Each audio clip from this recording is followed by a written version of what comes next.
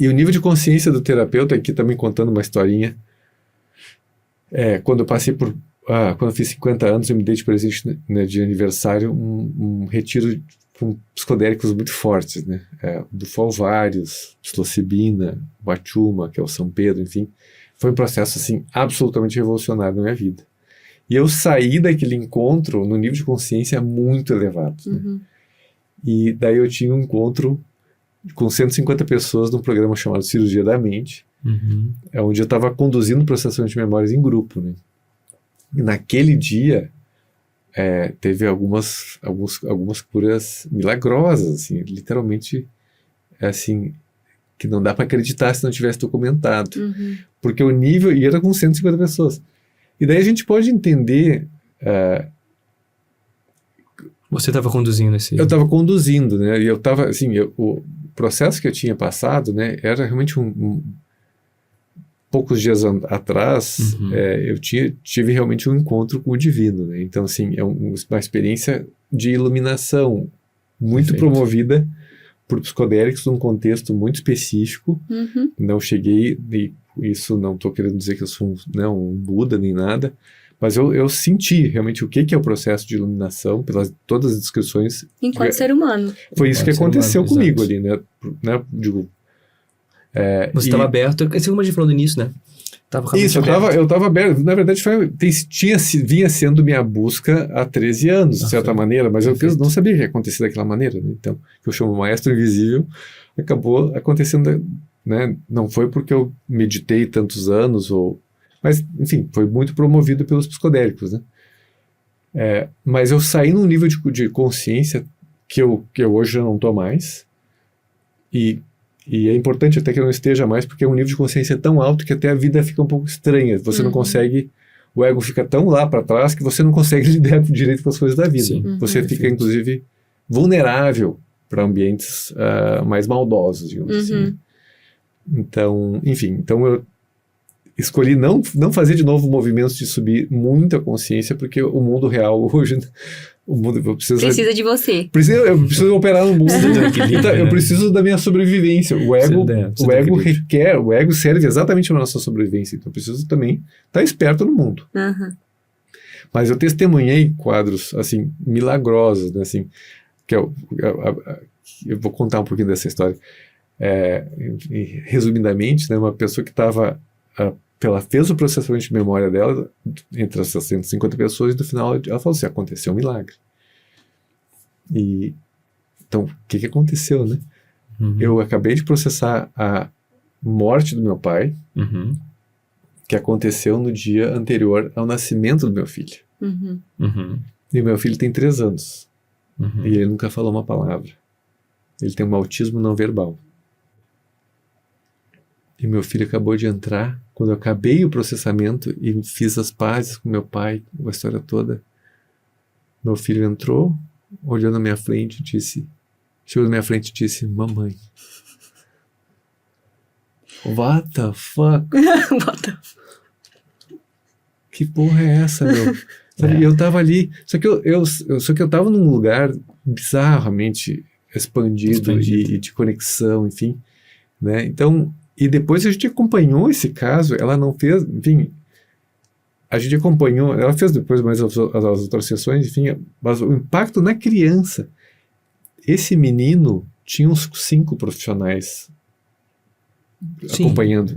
Ele deu alta para todos em 1 ano, e ele recuperou a trajetória toda cognitiva dele. Ele recuperou social e cognitiva, ele tinha um quadro de maneirismos, de estereotipias, enfim.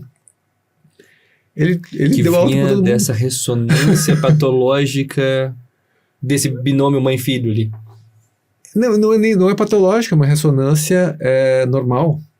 A ressonância é normal. A ressonância é normal, só que o impacto da dor da mãe, quando desbloqueado, desbloqueou por ressonância também o filho, que estava ali em profunda ressonância.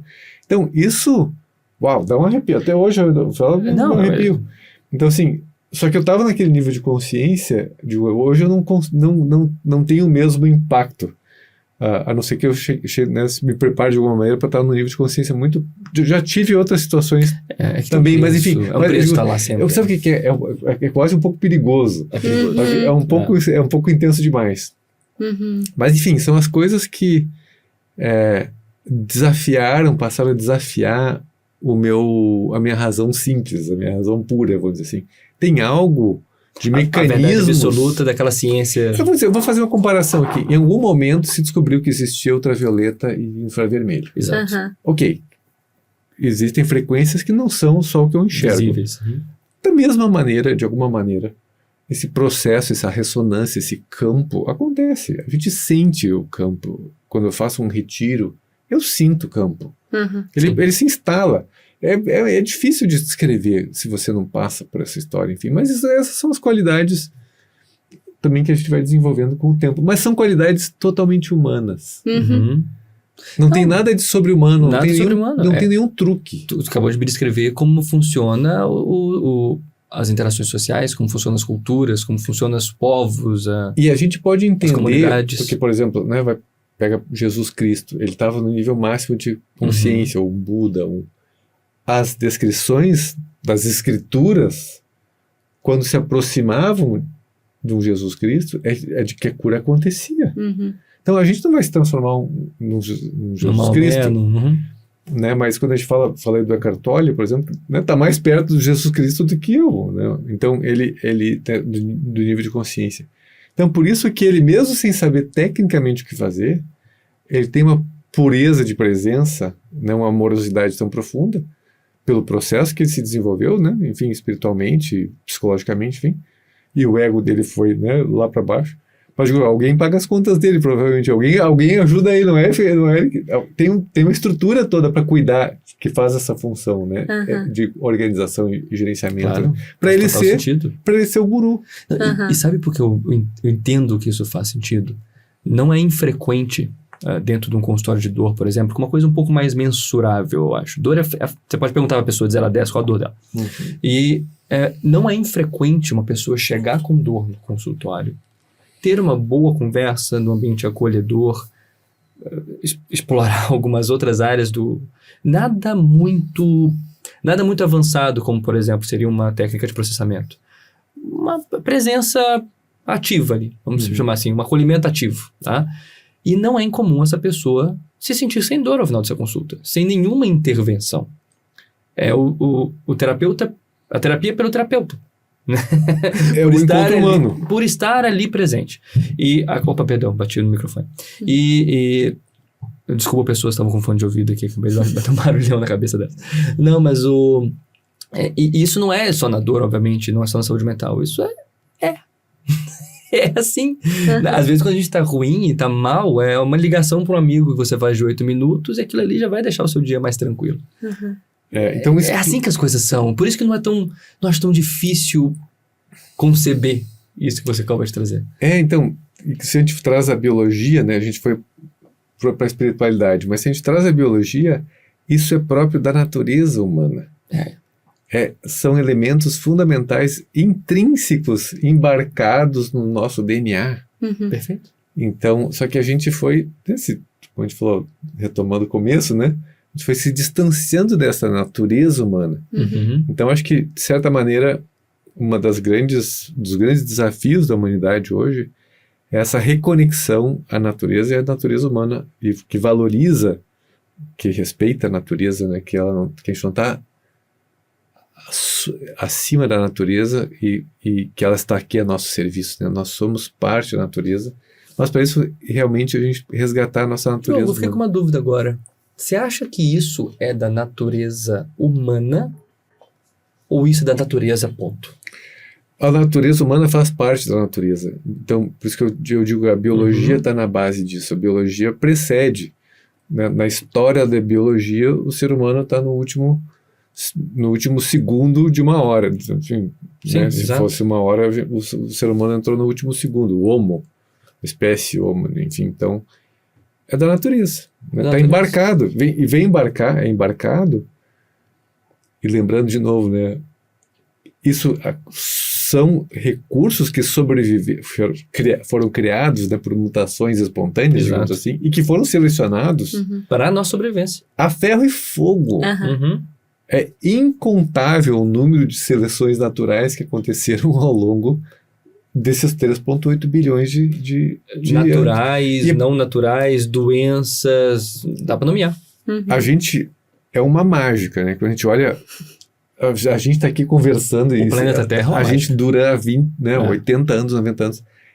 É uma mágica, a gente conseguir fazer isso, tudo isso aqui. O Sol foi um bom maestro. Só que é uma mágica. Hoje, né, quando a gente pega aqui um recorte, diz, a gente está fazendo isso aqui, e inteligência artificial, o que for, ele é um recorte de uma história de 3,8 bilhões de anos, que a gente, nossa mente não consegue conceber direito o que é isso ainda. Muito menos na complexidade de interações que aconteceu para chegar nisso aqui, né? Então, mas é isso que a gente está restaurando, né? Essa natureza.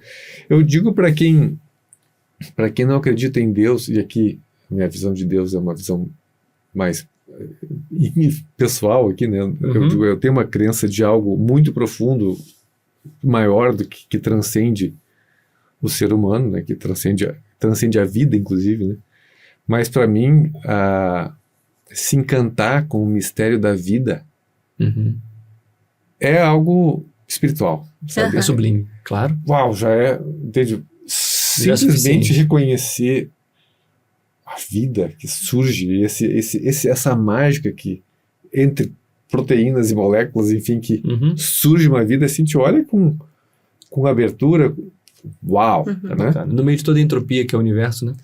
Surgir isso e ter essa história e acontecer dessa maneira e ainda ser lindo, podia ser horroroso, né? Mas ainda é lindo, né? E sabe, é muita poesia, a gente saca assim algo, eu acho que é profundamente espiritual o reconhecimento da biologia nesse sentido, né? Mas, obviamente, se você trouxer isso para o universo todo e para a metafísica, enfim, daí, né, explode ainda mais ainda o cabeção, né? Daí daí Deus, né, consciência. Eu gosto muito do termo consciência, né? Que seria o que está por trás disso tudo, que é praticamente, eu diria, um sinônimo do que muitos chamam de Deus, né? Esse temperinho desse encantamento, desse assombro, constitui também a nossa resiliência, veja só. As pessoas que têm isso dentro delas, elas conseguem ser mais resilientes, elas conseguem ser transformadoras, adaptadas. É algo que faz parte da nossa saúde mental, apesar de ser esquecido e tido como acessório nos dias de hoje. Acho que mês passado eu estava numa conferência de medicina do estilo de vida, é verdade, em que as pessoas estavam trazendo isso, que tem os pilares do estilo de vida, que são as nossas conexões, o sono, a atividade física. Quando é pra lembrar a lista, gente, meu cérebro não consegue. Minha memória de trabalho também de peixinho.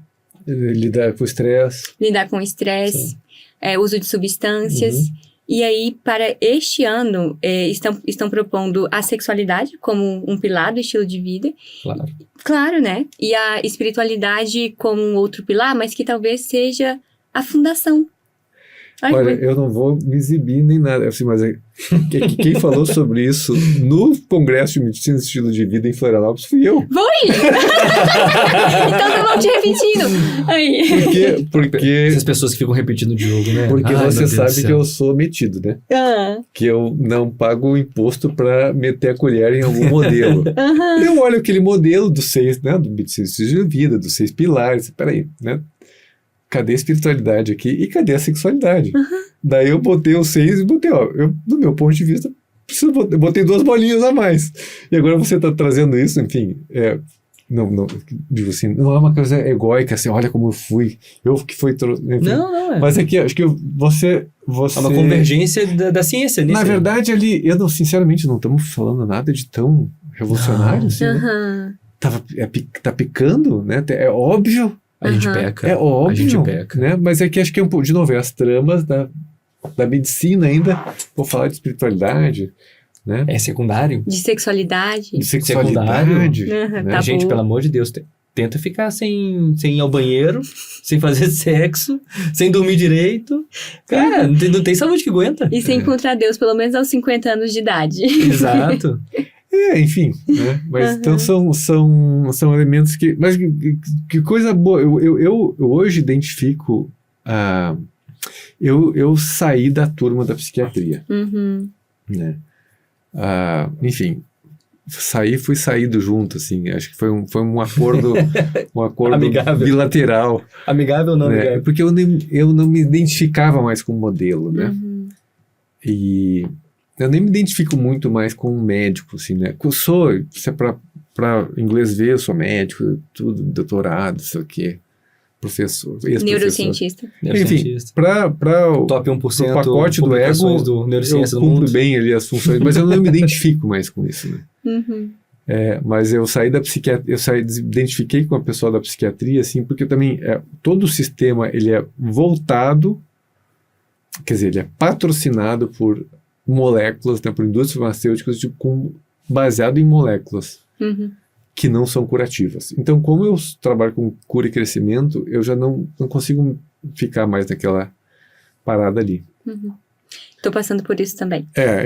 Enfim. Mas tem espaço, sabia? Eu acho que tem espaço para a indústria se adaptar a isso. Eu espero que sim, mas na verdade eu vou sendo bem sincero aqui, eu Eu sou otimista. procuro acho que o empreendedorismo Uhum. assim, heróico, né, como a gente está fazendo, Disruptivaço. ele é uma indústria também. Ele né? é. Então, quando eu Claro. tenho lá o meu curso de Óbvio. terapeutas, Tu tá indo.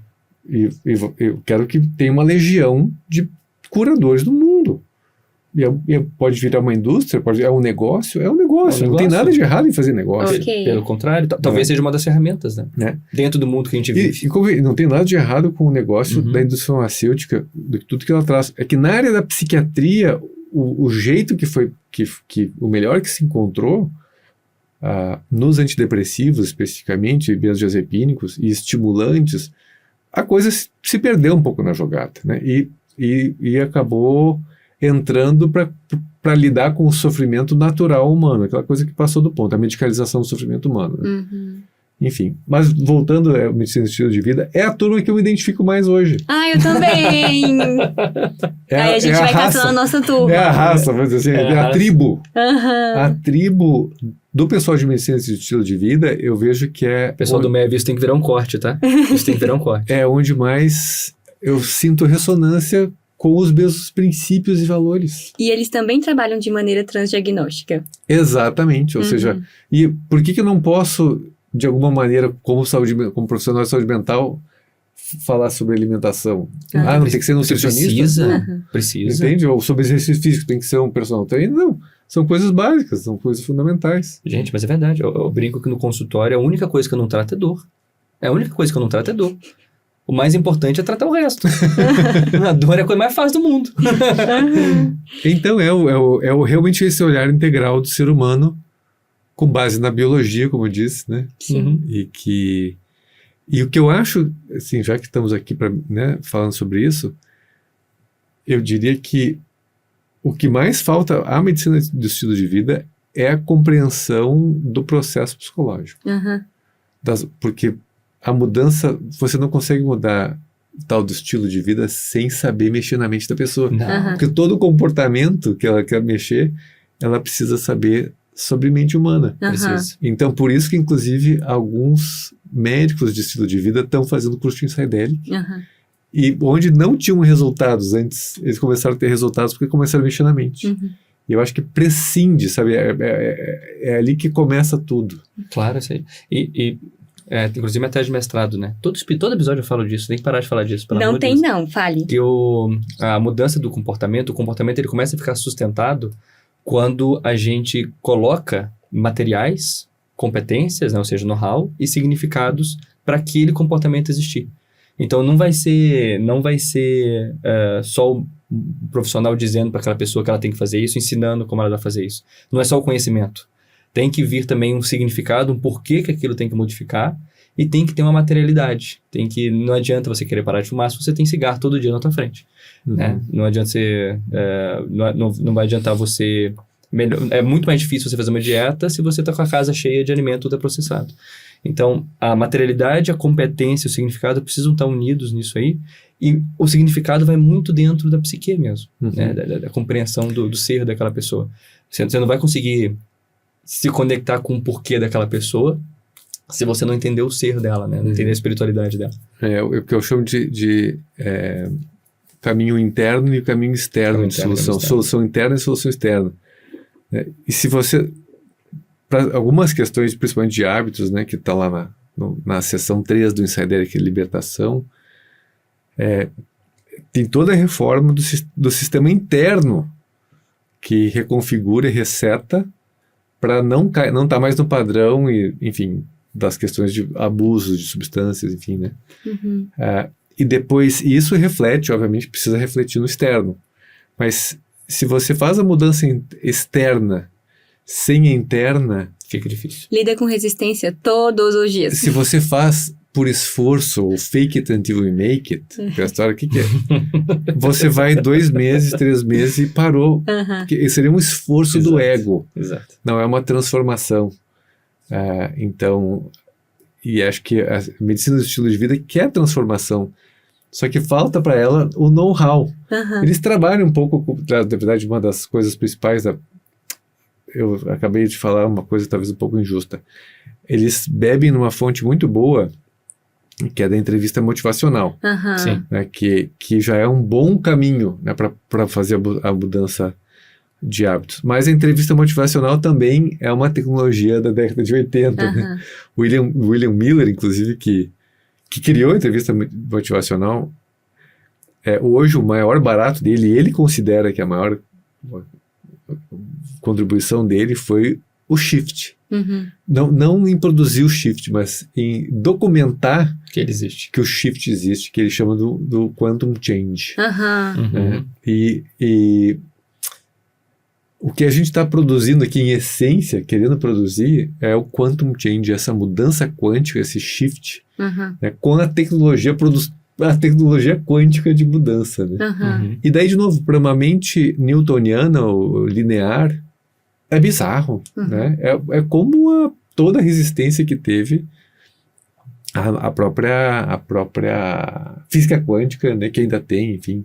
E, obviamente tem distorções também Do dessa história conceito, toda, né? né? Acho que você Mas perdeu. enfim, mas eu acho que a gente está sendo desafiado a usar referenciais de conhecimento ou percepção, Uhum. compreensão. Compreensão me soa como algo um pouco maior do que conhecimento, assim. Não é só um entendimento, é algo além, tem algo a mais, eu vou precisar soltar crenças, ou deixar meus conceitos Mais flexíveis Perfeito. para serem remodelados, né?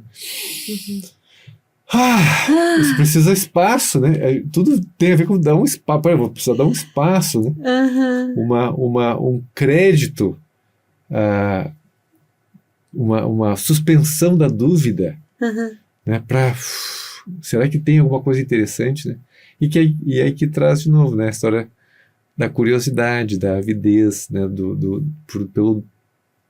Da cura, da alma que busca mais, da alma de curador, da que a gente está falando quando se trata aqui de saúde, né? Uhum. Mas eu vejo muitas almas de curadores entre o pessoal da medicina do estilo de vida. Não, sem Uhum. dúvida nenhuma. Seja por onde vier, não só os médicos do estilo de vida, né? A comunidade. A comunidade né? se está se formando. A comunidade. Eu acho que é bárbaro esse movimento que está vindo aí. Sim. Cara, a gente falou de tanta coisa hoje, né? Ai, foi muito bom. Foi A gente muito falou bom. falamos de umas coisas bem cabeluda, né? Sim. Psicotélico. Eu acho que as Falamos pessoas mal vão do adorar, TCC. sabe por quê? Foi uma conversa muito Falamos mal e verdadeira. bem. Falamos mal e bem. Falamos mais É. bem do que mal. Sim. E falamos também mais do que do Insidelix, que é uma coisa que vale muito a pena a gente divulgar e falar mais também, né? Conta um pouco mais sobre o Insidelic e também sobre os seus projetos, Diogo. Ótimo. Então, o InsideL, que é esse método de cura pelo encontro humano, que é o resultado de 14, 15 anos, desde que eu entrei nessa jornada aí das terapias de processamento de memórias, que veio com o MDR, Brainspotting, experiência somática, encontrei meditação não dual no caminho, e fazendo o aplicativo Símbolo, eu estudei 25, 30 escolas de autoconhecimento, psicologia. Tem um certo momento em que a consciência surgiu, né, com as meditações não duais e com experimentações pessoais com psicodélicos também. E tudo isso meio que se juntou e daí veio a IM, depois o Insidelic, né? E o Insidelic tem uma estrutura, né, de 5 sessões, que é essa profunda reforma da mente, né, que pode ser feito por qualquer pessoa pode passar por isso, né, mas quanto maior o sofrimento, mais brilha, né, a técnica, né. Então, a intenção dessa terapia, né, é realmente ser uma abordagem transdiagnóstica e que é bastante disruptiva mesmo de conceitos, né, porque a gente está dizendo que alguém que tem um abuso de substâncias entra no processo e vai sair transformado e sem abuso de substâncias. Uma pessoa com depressão entra no processo, sai transformada e sem depressão. Uma pessoa com pânico, mesma coisa. Uma pessoa com transtorno de personalidade, esses dias estava com um caso difícil, assim, com ideação suicida e já, assim, bem instalada, uma personalidade bem complicada, que a gente poderia chamar de personalidade narcisista e histriônica, e depressão refratária, isso que tal, mas, enfim, com remédios errados do meu ponto de vista. Uhum. Mas e o processo foi indo, mas teve um momento que ele fez o shift, né, e que ele acabou sendo internado, mas ele fez o shift ao longo desse processo de internação. Enfim, eu estava tirando o Effexor dele, estava com dose alta e estava fazendo ketamina. O que eu estava fazendo? O Effexor é um sustentador do ego. Exato. Infla.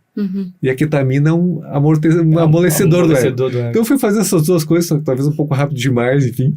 Mas daí acabou que, ele teve uma ameaça de realmente tentativa de suicídio, mas na verdade naquele momento é onde houve uma morte do ego dele.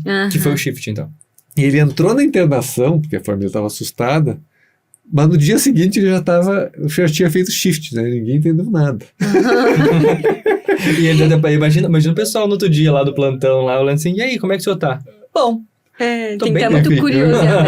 Enfim, daí eu depois falei assim, não, eu quero dizer, provavelmente você é das pessoas mais saudáveis de toda a clínica, incluindo os seus profissionais, nesse momento.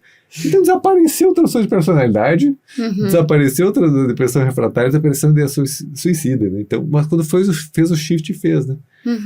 Enfim, o Psychedelic, né, voltando, né, tem essa intenção de ser independente do perfil da pessoa, ela vai encontrar nesse conjunto de sessões as suas soluções, os seus caminhos, né, uma profunda reforma da mente. Equivalente às descrições do que se faz, né, das terapias assistidas por psicodélicos. Que eu acho que eu tenho minhas críticas em relação às terapias assistidas por psicodélicos, porque elas têm pouca psicologia, pro meu gosto. Né? Elas têm a questão xamânica e se ancoram muito no poder do psicodélico e holding space, né, segurar o campo. Mas tem muita psicologia que poderia ser usada junto. Mas, enfim, né, quando você vê os relatos, os estudos científicos, né, com a terapia de psicodélicos, você vê grandes mudanças, grandes transformações. Né? O Psychedelic faz isso de maneira tão profunda, talvez até mais, e consistente no tempo sem psicodélicos. Eu digo que o psicodélico é o terapeuta e os psicodélicos endógenos, né? Porque nós temos DMT internamente, e as pessoas, inclusive algumas pessoas que passam pelo processo do Psychedelic dizem, opa, tem algo semelhante a quando eu já usei a ayahuasca, enfim, né? Enfim, então esse é o Psychedelic, hoje é um pilar importante do que eu estou chamando de um sistema de saúde mental paralelo, né? Outro pilar importante,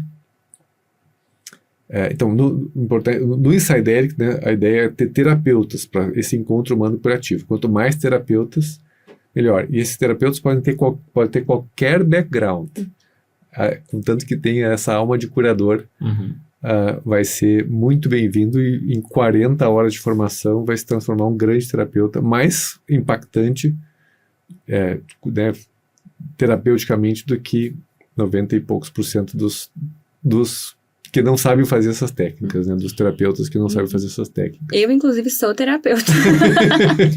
Em Psychedelic, o Gabriel também, terapeuta de formação. E eu vou dizer por que fazer, tá? Por que faz sentido ter esse tipo de imersão dentro desse mundo. É ferramenta. É ferramenta.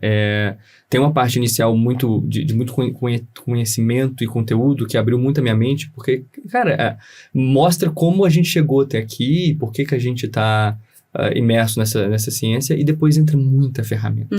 E coisas que a gente vai usar, talvez no mesmo protocolo, protocolo acho que é uma palavra ruim de usar nesse contexto, mas da mesma forma que é oferecida dentro do curso, ou não.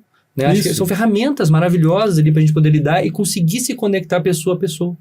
Então faz muito sentido para quem cuida de gente. Ponto. Mesmo que você não queira aprofundar dentro de alguma questão, dentro da psique daquela pessoa, sabe? Ótimo. Então esse é um pilar importante e né, vocês que já fizeram o curso, acho que percebem ali como toda a trajetória das técnicas e terapias é honrada. Né? A gente não precisa, né, aquela frase do Newton, né, se enxerguei mais longe é porque subi no ombro de gigantes. Eu tenho uma imagem que a gente pode empilhar os gigantes e vai subindo. Se eu for uma formiguinha no topo da cabeça do último gigante, perfeito, eu estou enxergando mais longe. Alto. Então, mas todos esses gigantes fazem parte dessa construção, né? E tem gigantes, né, quando a gente fala de psicodélicos, por exemplo, são gigantes que são culturas inteiras, né? E não uma pessoa ou outra que a gente consiga nomear. Então, um pilar importante desse sistema de saúde mental paralelo é o Psychedelic. Ou seja, os terapeutas, essa legião de curadores. O outro pilar importante é o símbolo, porque é uma app de terapia autoguiada, né, terapia digital autoguiada, que tem, primeiro, a função de ser a solução para pessoas que não têm dinheiro para fazer outra coisa, né, porque custa nada, custa R$29,90 por um mês, né? Se você explorar bem o aplicativo durante um mês, revoluciona a sua vida, né? R$29,90 é mais barato do que se eu tiver que fazer uma terapia de graça, que eu tiver que pegar um ônibus e para ir para voltar. Então, é praticamente de graça. Mas a outra coisa que o símbolo faz também é abrir as pessoas para o autoconhecimento, inclusive para procurar terapeutas. Né? Tem muitos psicólogos que me agradecem pelo símbolo. Olha, o símbolo me trouxe pacientes, me trouxe clientes para minha, né? Então, e essa conjunção, né, esse trabalho conjunto da terapia digital autoguiada com o terapeuta é altamente impactante, né? E tem um terceiro pilar que eu acho importante também, que é o dos suplementos. Porque hoje a evidência científica já traz bastante recurso de suplementos que podem ocupar o lugar que é hoje ocupado por remédios psiquiátricos, e aqui eu estou excluindo as psicoses, né, os quadros psicóticos, vamos dizer, essencialmente esquizofrenia e transtorno bipolar. Esses os remédios psiquiátricos são reis. Não tem nada ainda, ao meu ver, que suplante a eficácia deles. Para mim, a grande revolução da psiquiatria está aí. Também teve na depressão, enfim, mas na depressão hoje a gente tem coisas muito melhores. Depressão, ansiedade, fazendo um spoiler aqui, eu estou fazendo um vídeo para o YouTube que é os top 10 tratamentos para depressão, né? Um ranking, né? Em 10º lugar, antidepressivos. Em 9º lugar, terapia cognitivo comportamental, as terapias clássicas, né? E daí o resto você vai ter que assistir o vídeo. Deixou só a treta. Ele deixou a treta. Quero ver. Enfim, e daí levando em conta vários parâmetros, né, critérios para chegar nesse ranking, né? Enfim. Mas os suplementos estão nesse ranking também, né? Ou seja, os suplementos, eles têm uma evidência já bastante robusta, alguns suplementos, né, obviamente. Vou dar um exemplo dando um spoiler aqui, né? A evidência científica hoje para creatina, como antidepressivo, é muito boa. É boa, né? É muito boa. E custa R$20, R$30 por mês, com nada de efeito colateral. Açafrão, o saffron, né? Tem meta-análise, enfim, que é equivalente ao qual é antidepressivo, né? Que tem crocina, enfim. Então, pegando 2 exemplos para depressão, né? Mas tem para outras coisas. Mas a questão dos suplementos é que eles promovem saúde, promovem resiliência, mexem em sistema imune, mexem em intestino, regulação do sistema nervoso autônomo, vem uma série de coisas, né? Enfim, então sim, ainda contribuem mais, cogumelos ainda, falando de outras coisas. Contribuem, mas são neurotróficos, né? Enfim, contribuem para a saúde, não são só um anti isso aqui. Uhum. É uma coisa específica. A medicina como um todo, a indústria farmacêutica tem muito a visão do algo específico, né? O target, né? Sim. Um alvo específico. São substâncias diferentes nesse sentido. Então, esses 3 pilares são a base, né, desse sistema de saúde mental paralelo que se conecta, né? Então, profissionais formados em Psydelic, que também usam o símbolo, as pessoas que depois usar os suplementos, a gente tem solução para 95% dos casos psiquiátricos e psicológicos, rapidamente, com preço, com relação custo-benefício absurdamente alta. Uhum. E aqui eu acho que o grande desafio, que é o que a gente está fazendo aqui, a partir do mês que vem vai ser a minha principal atividade, é que a gente precisa promover. O desafio já não é mais criar as soluções, né? Quando a gente, e os psicodélicos também seriam talvez o 4º pilar dessa história, só que o psicodélico ainda está numa zona muito cinzenta da sociedade, né? Uhum. Mas com o que a gente tem hoje de processamento de memórias em Psydelic, ketamina, que é uma medicação incrível, que amplamente em senso amplo, um psicodélico, e é legalizado, e você pode usar, e é barato, e é bom de usar no consultório, suplementos, e sinceramente, precisa do psicodélico, dos outros psicodélicos, não precisa. Pontualmente pode melhorar alguns casos muito refratários, sim, mas na prática não vai precisar. Então, o desafio agora temos soluções, né? Como chegar a essa solução para muitas pessoas. Então, por isso que também quero agradecer a contribuição de vocês e a confiança de vocês também de ter embarcado nessa história, né? Porque você sabe dizer confiança, porque funciona. Mas para saber que funciona, você teve que confiar, no sentido, dar uma suspensão da dúvida, como a gente falou antes. Né? Sei lá, vai que esse cara tem alguma coisa que eu não sei ainda, que eu não via, que eu não senti, que eu não percebi, que eu não reconheci, né? Então, como eu falei, que é o que aconteceu comigo com as coisas que eu aprendi. Aliás, a ketamina, eu aprendi como usar ketamina no consultório com o Luciano Munari, que é um psiquiatra de Marília. Quando fui dar uma palestra lá, e quando eu era ainda do sistema, né?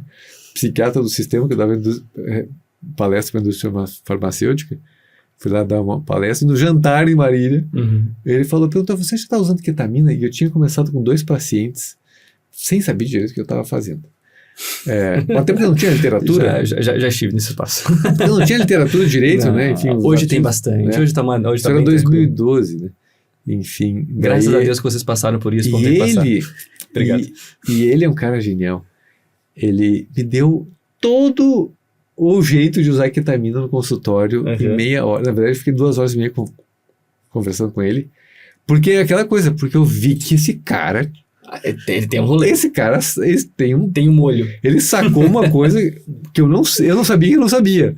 Né? Então, uau. E aí eu sei que eu suguei ele durante 2 horas e meia. Todo mundo foi embora, eu fiquei ali tomando vinho e aprendendo de ketamina. E botei no consultório, tanto que depois, logo 1 ano depois, mais ou menos, eu publiquei o primeiro artigo de ketamina sublingual. Que nós dois somos autores, né? Enfim, então um abraço aqui, um agradecimento ao Luciano Munari, que, de novo, a gente vai... Que hoje a prática, em todo mundo se faz. O sublingual, então o sublingual veio dele, e eu fui o mensageiro. Sabia que nos protocolos de cuidados paliativos do NHS, na Inglaterra, Escócia, enfim, tem a ketamina sublingual? É que tem losangos, né, de lozenges, que chama, tem de 25 miligramas mais ou menos, do Canadá, em alguns lugares tem. Aqui não tem, né? Então, mas assim, a ideia até de microdose, quando se fala de microdose de psicodélicos, na verdade o Luciano estava lá usando microdose, e ele nem é dos psicodélicos em geral, mas ele sacou que ele podia usar dose baixa e sublingual. Claro. Eu digo assim, sabe uma coisa? Eu digo assim, eu vou fazer isso aqui no dia seguinte, sair fazendo consultório. Sim, eu comprei ketamina, era mais fácil, era fácil hoje está mais complicado, né, em função dos lobbies, enfim. Dos cuidados, enfim... Não pode ser uma coisa amplamente feita, tem que ser com pessoas que consigam... Isso, exato, mas enfim, mas enfim, eu sei que comprei ketamina e comecei a aplicar o jeito que ele me ensinou, né? E o consultório se transformou. Eu digo que o meu consultório teve duas grandes mudanças, né? Quando entrou o processamento de memórias, com o MDR, em 2010, e ali, né, inclusive o barato de ser psiquiatra mudou completamente, né? E isso foi só melhorando, né, ao longo do tempo que eu fui aprendendo outras técnicas, até que fui desenvolvendo essas novidades, né? E a ketamina em 2012, né? Quando entraram essas duas coisas, mudaram. Então, ou seja, fazendo jus aqui, né, a parte da medicação, eu diria que é Insidelli, que é um pilar, o símbolo é outro pilar, os suplementos são outro pilar, e as medicações curativas são outro pilar. Os suplementos não são tão curativos, assim, nesse sentido do shift, né? Mas os psicodélicos, uma ketamina, suplementos são eles são os geradores do shift. Exato. Né? Então, esses promotores de shift são substâncias muito sofisticadas, né? Ketamina, psilocibina, mescalina, DMT, enfim. E aí muda o alvo terapêutico de remissão de sintomas para shift. Para um shift, uma transformação profunda, e a resolução do sintoma é quase que... Consequência. É uma consequência, e não é a pessoa que passa por isso, ela fica grata que ela teve aquele sintoma, porque a vida dela se transformou para algo melhor do que era antes de ter o sintoma.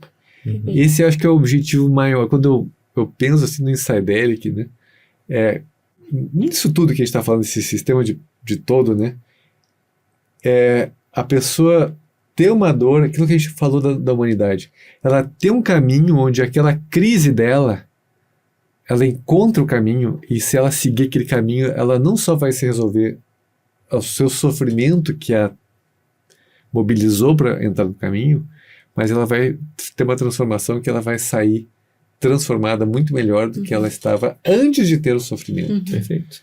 Isso, ou seja, no fundo o que a gente quer é a evolução de consciência, individual e em massa. Né? Eu acho que é a única solução para o ser humano. A solução do ser humano passa pela reforma da mente.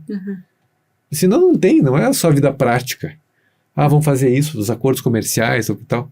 Eles fazem parte, mas para você ter um acordo comercial, a gente está vendo o que está acontecendo, para você ter um acordo comercial de qualidade ou resolver uma guerra, o shift de consciência, precisa elevar o nível de consciência. Daí os acordos vão sair muito melhores. Talvez até para o último laço aqui dessa história, a gente estava falando da humanidade, né? Enfim. A humanidade tem na sua base a cooperação, mas ao mesmo tempo, né, a competição em busca de recursos. A competição e colaboração coexistem, né? Não é competição ou colaboração, é competição e colaboração, né? É um 2 por 2 aqui, né? A gente colabora e compete, mas com o mundo, do jeito que ele foi se transformando nos últimos milênios, mas mais aceleradamente de maneira recente, a competição ficou muito forte. Inclusive, enfim, o que eu chamo dessa hipertrofia do ego, que no fundo serve para a busca de recursos, em detrimento da conexão, né, da parte da integração social. Então, tomara que aconteça o seguinte, né, daí eu estou dando aqui uma de pitaqueiro do mundo, né, assim, do futuro, né, futurólogo aqui sem nenhuma, enfim, mas o que eu torço, né, mais uma torcida aqui. Está se falando muito de uma abundância que está por vir, né? Que a AI, a revolução tecnológica, vai trazer muita abundância. Ao mesmo tempo, vai trazer muita crise, né? E a tal da crise como oportunidade. Mas se o ego competidor, ele, no fundo, ele está buscando recursos,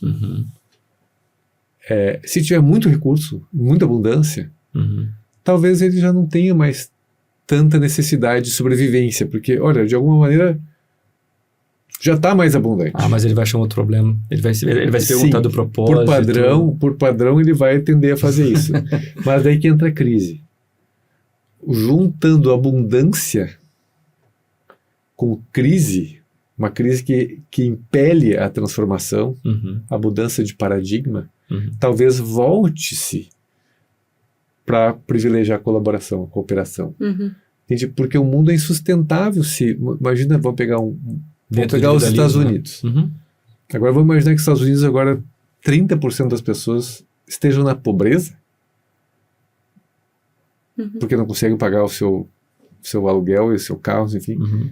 Hoje, entende, a fração de pobreza dos Estados Unidos. Agora vamos imaginar que 30% não tem mais trabalho. Eles não têm um suporte social, um ambiente favorável. Não, a gente está falando de uma crise a nível global quando isso Então, mas acontece. pegando os Estados Unidos, ele é baseado no individualismo. Ah. Tá, e agora, vamos dizer que esse individualismo já não funcione mais. Que, na verdade, já está vendo isso principalmente em homens jovens, né? Uhum. 20 aos 30 anos, o número de desempregados já nessa área é muito grande. muito alto. E o número de contratações novas dos Estados Unidos está no seu mais baixo histórico, né? Então, isso já está Crise. acontecendo. Uhum. Já está acontecendo. Tá, e o que vai acontecer com esse jovem? Enquanto ele está sendo, o seu pai está mantendo ali o dinheiro, tudo bem. Mas e se daí for pro de 30, 35, 40, 50, enfim, se daqui a pouco tem 20, 30% das pessoas desempregadas, o ego dele vai roubar. Uhum. O ego dele vai ser violento. Então, assim, você vai precisar conter um caos Uhum. distribuindo abundância. Né? Uhum. Ou seja, você vai ser obrigado Ao coletivismo. ao coletivismo de novo. Uhum. A um princípio de cooperatividade que, por sua vez, resgata a natureza humana, que é cooperativa. Ela é cooperativa. O ranking social dos caçadores-coletores, ou seja, antes de haver riqueza, que o ranking social Uhum. de status, poder, Uhum. dinheiro, carros, músculos, o que for, antes de haver, né, isso, o ranking social era de quem mais contribuía. Você tinha alto valor no ranking social porque você tinha impacto na comunidade. Nas com pessoas ao teu outras redor. pessoas. Uhum. Olha que belo isso, né? Quer dizer, essa é a natureza humana. Sabe É uma isso que, curiosidade? eu acho que esse é o resgate que a gente vai precisar. Eu tenho uma E quem curiosidade muito sabe com grande essa nisso. combinação de Uhum. crise com abundância, A gente encontra um... encontra o caminho, vai que aí, pelo menos, pergunta para a AI, né, se você... aliás, uma das... Tá, e o último ponto, Uhum. talvez, só dessa história da AI, é que o ego tem momento que ele cede ao que é muito superior a ele. Uhum. Leia-se, por exemplo, Deus, né? Se eu, né, de uma maneira, se eu entendo que Deus é tão superior, o meu ego se diminui, ou seja, o cultivo da humildade que vem né, todo o cristianismo, por exemplo, tem a ver com isso.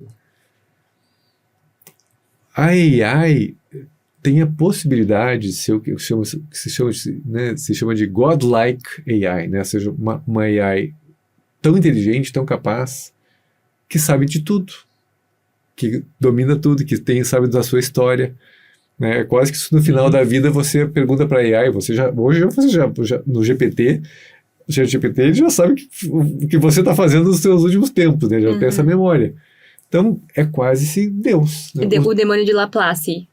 Então, mas se ele é já tão superior, tão mais inteligente que eu, tão mais capaz, talvez tenha um certo momento que a gente vamos nos render para a inteligência da AI Uhum. e vou perguntar para ela o que fazer para salvar o mundo. E daí ela vai dizer, cooperem, seus idiotas. Resgatem a natureza Vocês param humana. de brigar por bobagem, vai dar certo, eu te juro. Resgatem a natureza humana. Honrem o DNA de vocês que foi cultivado durante 3,8 bilhões de anos. Eu acho que foi uma ótima finalização. Eu sinto um anseio por esse futuro aí que você descreveu. Vou me juntar às pessoas que têm essa esperança. Então é isso, pessoal. Acho que foi incrível esse nosso podcast, esse nosso episódio. Muito obrigada, Diogo, novamente.